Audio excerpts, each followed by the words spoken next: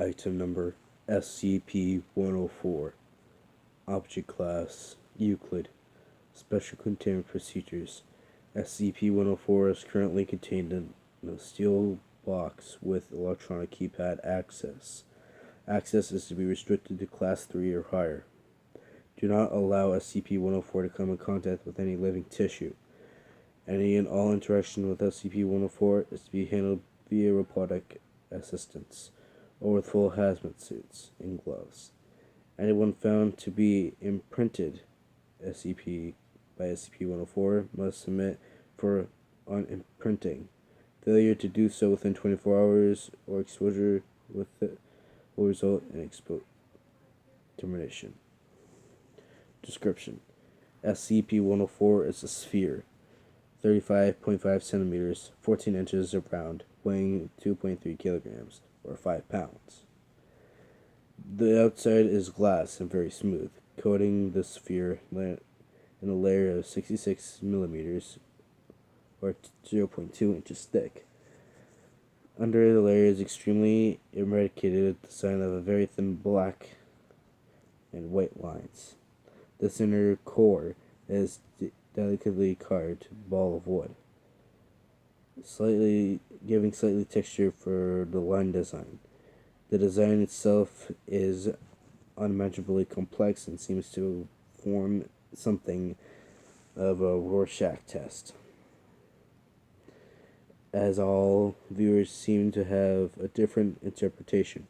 Movement or ticking from side to side, the sphere has been reported, but all this time is unconfirmed. Whenever a human touches SCP-104, it is unimprinted state it will imprint on the subject.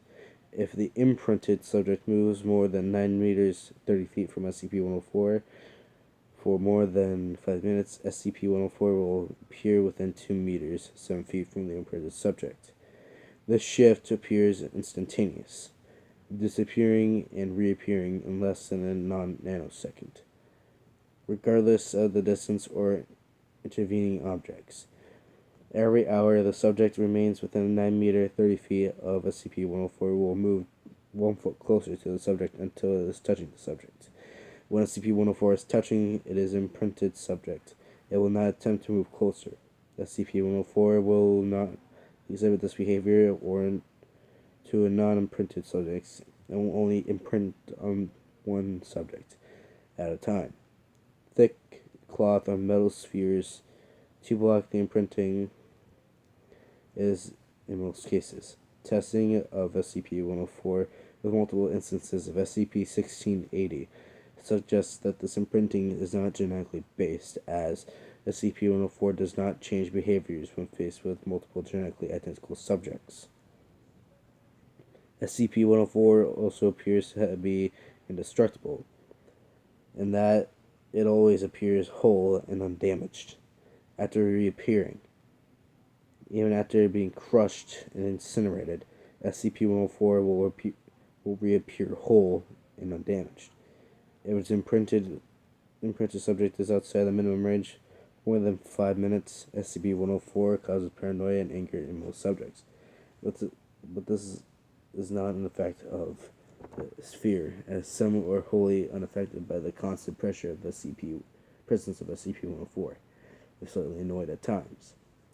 SCP-104 can only be unimprinted if the subject is killed or enters a near-death-like state.